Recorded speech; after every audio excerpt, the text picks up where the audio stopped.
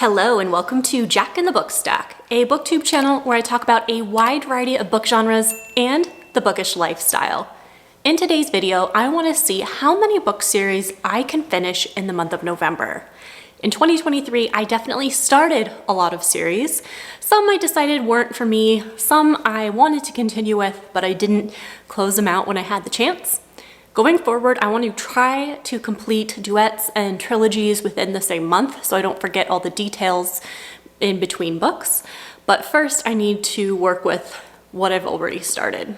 I'm really curious to hear from you in the comments down below. What is your first priority book series that you would love to complete? Doesn't necessarily mean the next one that you will complete, but your highest priority. I am dying to know. The first series that I want to try to tackle this month and get up to date with is an incomplete series.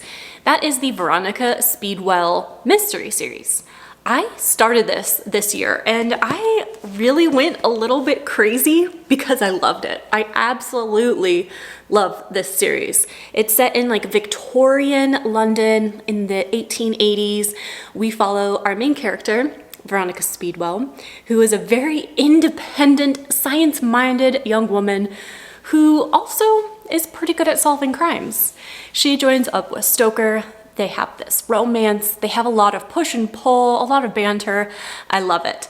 So now I had read most of the books. I just had to read Impossible Imposter and then the latest release, A Sinister Revenge, which I don't own yet because the hardcover price hasn't come down yet, but Libby does have it available. So let's go ahead and cut to me attempting to get up to date on the Veronica Speedwell series.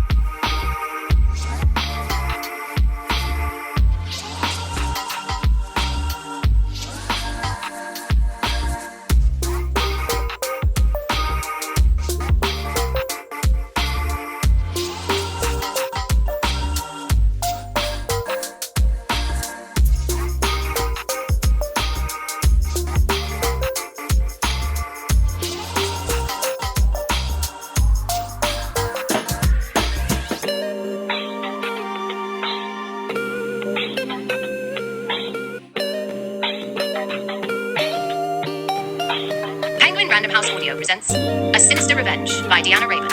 Read for you by Angel Masters.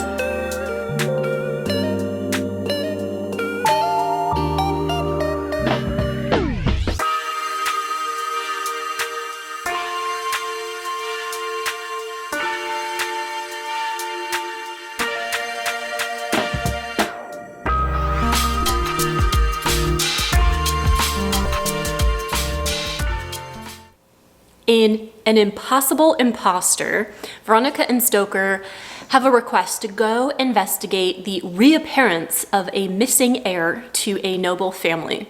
So they go to this estate and Veronica is confronted with a surprise. And she opts to keep this surprise a secret from Stoker and everybody. And that's something that really drives me crazy in romance tropes. So I did not appreciate that in this one. I don't like miscommunication or secret keeping when it's like all of the headaches could have been solved if the person was just upfront and honest. And I expect more from Veronica. Since I read these books for the relationship between Veronica and Stoker rather than the actual mystery itself, I was a little bit disappointed that Veronica decided to make that decision, but their banter is still really fun. I still really enjoy them as characters. In A Sinister Revenge, Stoker's brother thinks his life is in danger, so he asks them for help. He wants them to come to his estate while he confronts this group of people whom he assumes the villain is a part of this crowd. As you can imagine, with any secluded estate with a select group of dangerous suspects, danger and chaos ensues. And this one was interesting for the mystery, but the back and forth between Stoker and Veronica and their relationship is getting a little bit tiresome at this point. I mean, this is book number 8, and they still have the same arguments. Veronica is being very stubborn, very pig-headed, and I would like to see the relationship evolve past that a little bit. We love their banter. We love how they understand each other, how they recognize each other's strengths. But these insecurities about being in a relationship from Veronica are just getting kind of annoying. So I really hope that we evolve past that soon. Now that I'm up to date with my read of the Veronica Speedwell books, even though I'm not up to date with my collection quite yet, some of my favorite elements still remain, so I can still say that this is one of my favorite series. I really like how our characters pursue justice outside of the traditional court system, for example. They kind of have their own rogue justice, and I really like how they do that and fight for what's right. I also really enjoy that so far, Veronica is very clear that she does not want marriage, she does not want kids, she wants career and adventure and passion, and I really hope that continues. I will be really disappointed if it goes a more traditional route, because I love having a female main character that is kind of outside of the cultural norms in that regards. I want to see more versions of happily ever afters outside of marriage and kids. And so far, with all these books, we have what I'm looking for. So I really adore this series so far. Keeping my goal in mind of finishing duets and trilogies in the same month that I start them, the very lofty, ambitious goal of that, I have the Aurelion Cycle series. Now, for book 1, Fireborn, I just read this earlier in November for my dragon-themed reading log, and I loved this. I thought the characters were amazing. I thought the dragons were okay. I thought the setting was fun. The plot really shocked me. So this is the next trilogy that I wanted to try to read this month.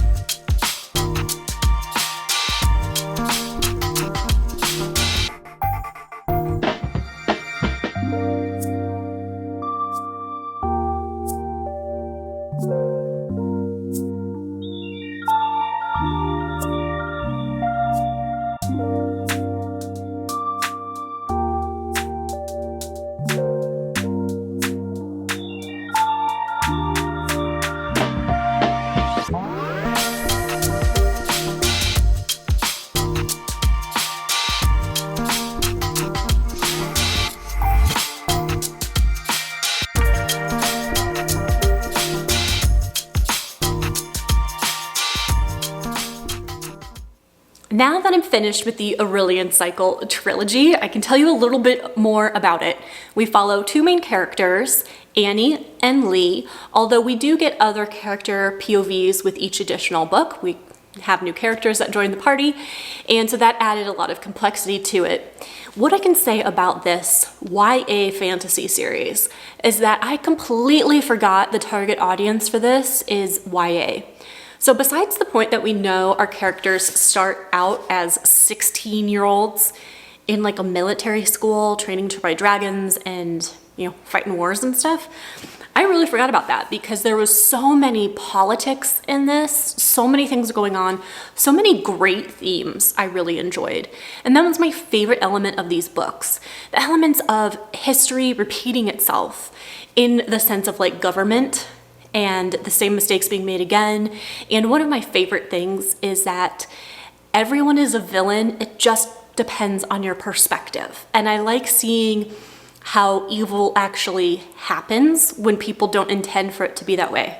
right? So Annie and Lee want to be different. They are children of the revolution, although from different sides of the prior revolution, but they find themselves in another situation where the government is taking over and the peasants are not considered human.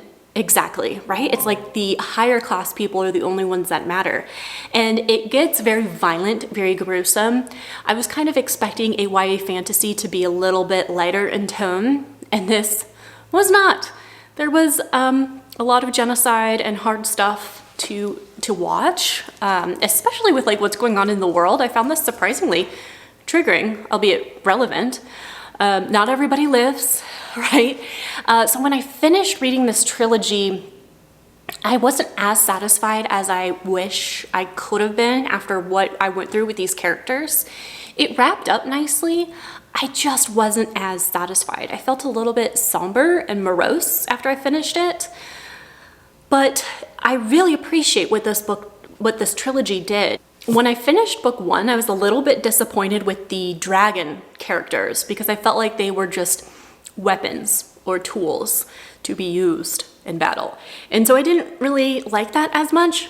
But in continuing the trilogy, I'd say that the characters of the dragons take on the personalities of dogs, almost, like pets. So they are still weapons, obviously. We're in battle and war and all that, so they're still dangerous creatures, but they have like puppy dog personalities that come out a little bit. So I enjoyed the evolution of the dragon characters. I rated these 2 5 stars and this one like 4, I think. Overall, I think I'd rate the trilogy as like a 4.75. I was really surprised at what this trilogy was able to accomplish, and I'm so happy that I can check this off my list of series that I have read.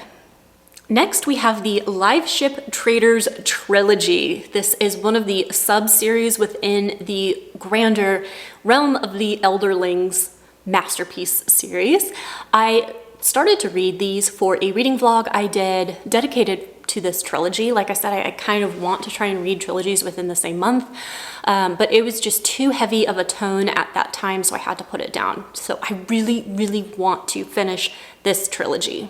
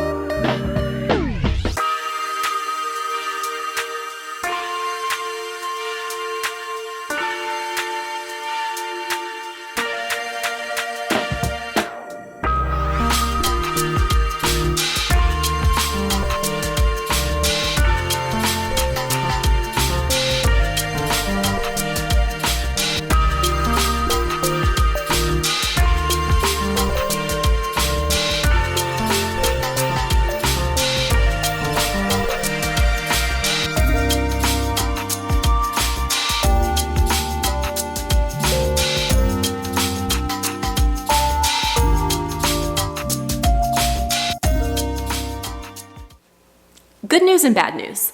I finished book 2 in the series and I really enjoyed it. Book 3, I only got a couple chapters in and I just ran out of time. It's not that I'm not enjoying it, I just purely ran out of time because these are like 900-page books and this vlog is scheduled to go up. So hopefully I can still finish this by the end of November. Hopefully it will be in my monthly wrap up, but I honestly don't know, because these are still kind of heavy in tone. I found that it was a little bit better than book one, which I felt was just so much torture and so emotionally draining. That's why I had troubles with it.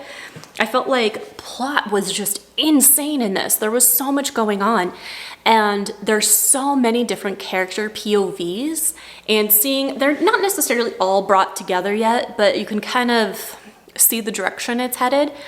And while this isn't the tone I typically gravitate towards, something lighter, more of an escape read, I have so much respect for what Robin Hobb is doing with these. It is truly, truly like a masterpiece, what she's doing, because it is just so complex.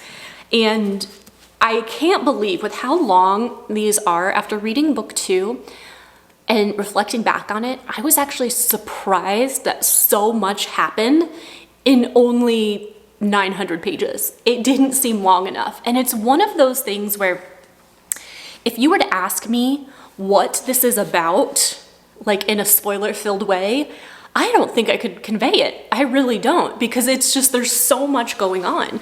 One of my favorite elements of this trilogy is the magic and the world building.